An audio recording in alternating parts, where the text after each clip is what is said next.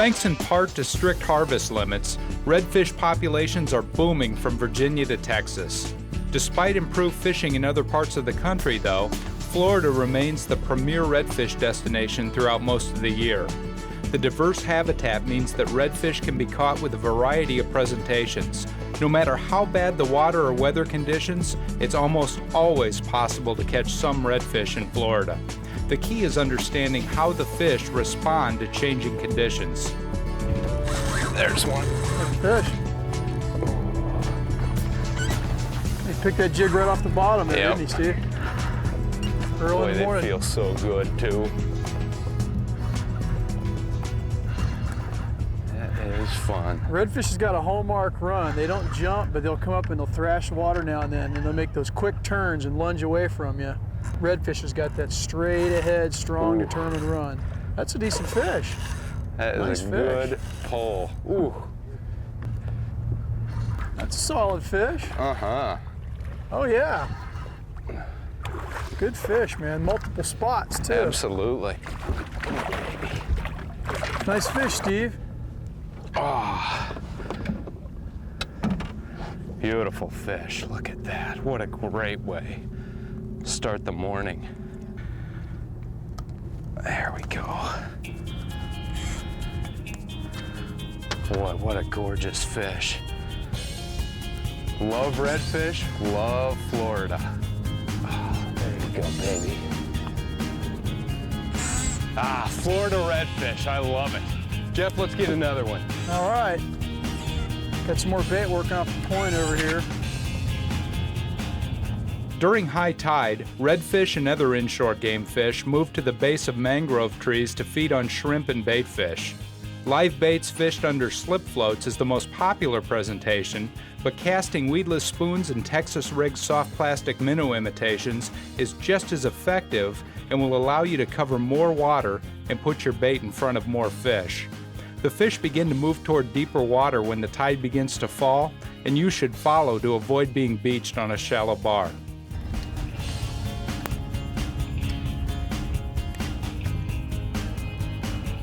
Got it?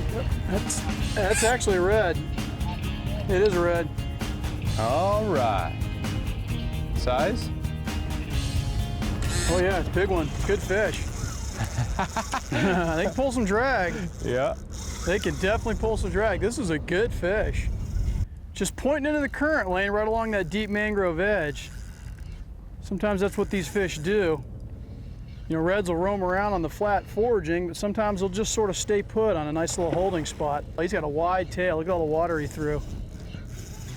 All right. Oh man, look at those amber colored fins, that blue tail. Beautiful fish. The water's a little stained today, but it's still pretty clear. A lot of Florida right now has got some dirty water from the storms we've had recently. Nothing like fishing for redfish in the mangroves. You're up tight, it's close quarters. The techniques you use are kind of a lot like bass fishing. You're working structure, and you're catching these big, beautiful saltwater fish. I'm gonna step up to the bow to land them, hold on. Okay. Boy, these are some really good sized fish. Yeah, it's a good sized fish. Long and lean. That's a beauty. That guy's he's an alligator. Look how long that fish is. Pretty fish. That dark bronze back, look at those big scales just catching the morning sun like that. Beautiful. And here in the mangrove country, up tight against the shoreline on these little plastic jigs. Hard fighting fish. Absolutely. One of the nice things about redfish, they are edible. They're great to eat, as a matter of fact, but they're also fine candidates for catch and release. They're very strong, but they don't tend to burn themselves out when they fight. They have a lot of strength left over. Lower him gently in the water, get his head underwater, move him into the current a little bit. When ready to release him, just give him a little nudge, and they'll take off and swim away. Fight again. I'm ready for another one. Let's do it. Sight fishing for redfish is one of the most exciting and productive techniques wherever redfish swim, but it's especially effective on Florida's Gulf Coast. Huge schools of redfish can be seen swimming over shallow flats and along shell beds during changing tides, and the fish can be caught with a variety of presentations.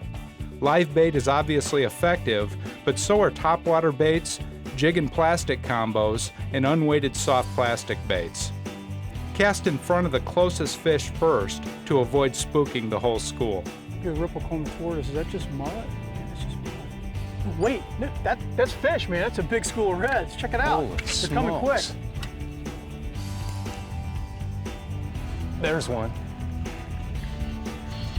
Good look, good look. Nice fish, Steve. That's shallow water.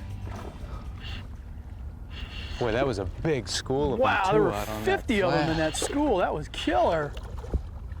Very cool. Wish they'd stick around and you could catch all 50. Let me bring him around here. Yeah, sure. There we go. Whew. Boy, they are fun to catch, Jeff. Any more of them That's still feisty. out there?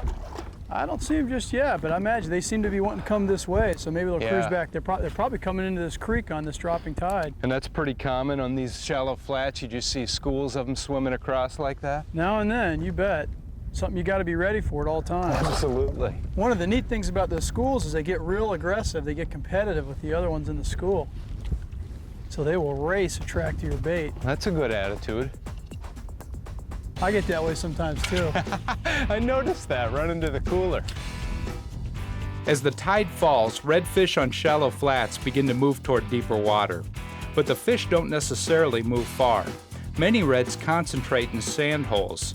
These holes are sometimes only a foot or two deeper than the surrounding flat, but also concentrate enough forage to hold hungry redfish until the tide changes. This is a prime situation for still fishing with live shrimp or cut bait fish, but slowly bumping a jig and plastic combo across the bottom is an even better presentation when the fish are actively feeding. Not a monster, but he's a fish. Yeah, nice one. Thrasher too, look at that. He's pretty though. God, look at all the blue on his tail. Steve, look at this fish. This fish has got more blue on his tail than any red I've ever seen. Almost the whole tail is blue. This is a trip. Very, very interesting coloration on this fish. Look at this.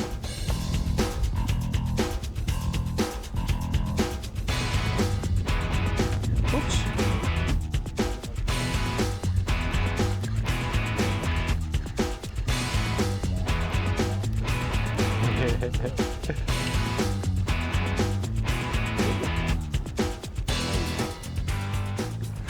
Oh, there's one. Looks like a good fish, Yeah, dude. feels good. But they all feel good. That's right, man. Little bulldogs. Drag, good grief. Boy, I wish we had these in Minnesota, I'll tell you that. Yeah, Beautiful. nice. Come here, baby. Beautiful in that clear water over that grass.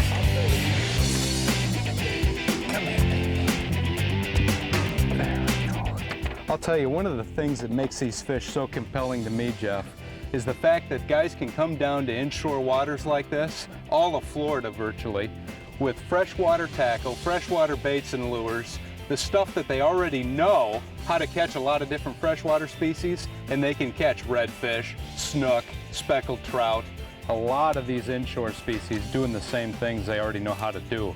And man, is it fun.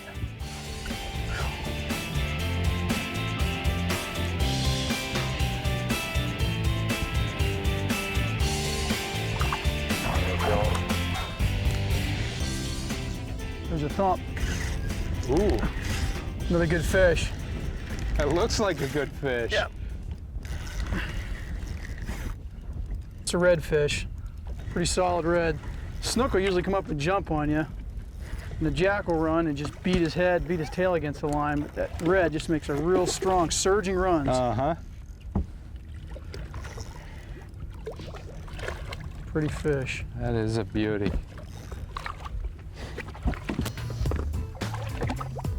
Pretty good fish. He's pretty well spent. Oh. Hand under the belly. That is a good way to end the day, huh? I'll say. It has been fun. You know, what I found really interesting about this redfishing, Jeff, is how many different environments you can do it in. I mean, we started the day tied up against the mangroves during high tide. We kind of came out to those mid-depth flats, those shallow flats where we saw the big schools roaming across, and then ended at low tide with these sand holes where the fish just kind of funnel in as the tide drops. I learned a lot and I had a great time. I did the same. Good day.